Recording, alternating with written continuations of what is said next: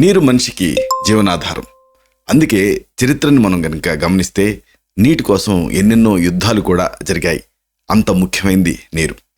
అయితే నీటికి ఆరోగ్యానికి కూడా సంబంధం ఉంది. కాబట్టి ఈ ఒంటికి నీరు ఎప్పుడు తాగాలి, నీరు ఎలా తాగాలి, అలాగే నీరు తగ్గితే లక్షణాలు ఏమిటి, ఇంకా ముఖ్యంగా నీటిని ఏ పరిస్థితుల్లో తాగాలి, ఈ సమాచారాన్ని ప్రతివాళ్ళు తెలుసుకుని ఉండటం అవసరం. మిత్రులారా నమస్కారం. నేను మీ డాక్టర్ చిరుమామిళ్ళ మురళీ మనోహర్. ఈ వీడియోలో మనం తెలుసుకోబోయేది చాలా బేసిక్ ఇన్ఫర్మేషన్. ఒంటికి నీరు అనేది చాలా అవసరం, ఒక రకంగా జీవనాధారం, ప్రాణానికి ముఖ్యం. అయితే నీళ్ళు ఎప్పుడు తాగాలి అనేది తెలుసుకోవాలి.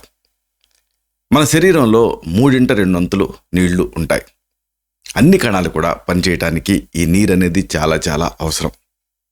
అంటే లాలాజలం సరిగ్గా విడుదలవ్వాలన్నా, రక్తం అప్రతిహతంగా ప్రవహించాలన్నా, మూత్రం సరిగ్గా నడవాలన్నా, ఆఖరికి చెమట పట్టాలన్నా అన్ని ద్రవాలకి నీరే ఆధారం. కాబట్టి తగినంత నీరు తాగటం ముఖ్యం. ఈ తగినంత అన్నదాని దగ్గరే చాలామందికి కన్ఫ్యూజన్ వస్తూ ఉంటుంది. అయితే మన శరీరం ఇంటర్నల్గా మనకి సిగ్నల్స్ పంపుతూ ఉంటుంది. దాన్ని మనం వినగలిగితే చాలు మీకు ఎన్ని నీళ్లు తాగాలో అర్థమైపోతుంది. అతిగా దాహం వేయటం, తలనొప్పి రావటం, ఒంట్లో నీటి శాతం తగ్గింది అనటానికి సంకేతాలు.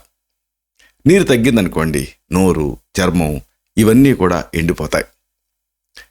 నీటిని పట్టి ఉంచేటటువంటి ప్రయత్నంలో మూత్రం ముదురు రంగులో కూడా మారుతుంది. ఇవన్నీ శరీరంలో నీరు తగ్గాయి అనటానికి సూచనలు. మరీ నీటి శాతం ఇంకా ఎక్కువ తగ్గిందనుకోండి, అప్పుడు ఇక తికమక ఆవహిస్తుంది. అలాగే స్పృహ తప్పి పడిపోతారు. మూత్రం రాదు, బంధించేస్తుంది. అన్నిటికీ మించి గుండె వేగం పెరుగుతుంది. ఇంకా శ్వాస కూడా సరిగ్గా ఆడదు. ఇవన్నీ తీవ్రస్థాయి నీటి లోపంలో మనకి కనిపించేటటువంటి లక్షణాలు. అయితే ఇలాంటి తీవ్రమైనటువంటి పరిస్థితి రాకుండా ముందు నుంచే తగినంత నీరు తాగుతూ ఉండటం అనేది చాలా అవసరం. అందుకే ఆయుర్వేదం ఒకేసారి గటగట కాకుండా, ఒకేసారి గటగట తాగితే మళ్ళీ వాటర్ ఇంటాక్సికేషన్ వస్తుంది, కిడ్నీల మీద లోడు పడి. అలా కాకుండా ఆ మొత్తం త్రూఅవుట్ ద డే కొంచెం కొంచెం సిప్స్ లాగా ఈ నీటిని తాగుతూనే ఉండాలి. దాహం వేయటానికి ముందే నీటి శాతం తగ్గుతూ వస్తుంది. కాబట్టి మీకు దాహం వేసి ఇక తాగాలనుకునే టైంకి ఆ శరీరంలో నీటి శాతం బాగా తగ్గిపోయి ప్రమాదం కలిగేటువంటి అవకాశం కూడా ఉంటుంది. కాబట్టి దాహం వేసినప్పుడు తాగుదామని అనుకోకుండా మీరు నిర్ణీతమైనటువంటి ఇంటర్వెల్స్లో తాగుతూ ఉండటం మంచిది. అంటే దాహం వేయకపోయినా అప్పుడప్పుడు కొద్దిగా నీళ్లు తాగటం అనేది అవసరం. ఇలాగా ఈ నీటికి సంబంధించి శాస్త్రీయ సమాచారం తెలుసుకోవటం అనేది అవసరం. లేకపోతే తాగితే ఎక్కువ తాగుతారు, లేకపోతే అసలు తాగకుండా ఉంటారు. అతి సర్వత్రా వజ్జీయత్, రెండూ ఇబ్బందే. కాబట్టి సరైన మొత్తంలో నీరు తాగటం అనేది తెలుసుకోవాలి. ఇలాంటి మరిన్ని ఇన్ఫర్మేటివ్ వీడియోస్ కోసం ఈ ఛానల్ని సబ్స్క్రైబ్ చేసుకోండి. అలాగే ఈ వీడియోలు అప్లోడ్ అవడంతోనే ఆ విషయం మీకు తెలియాలనుకుంటే బెల్ బటన్ క్లిక్ చేయండి.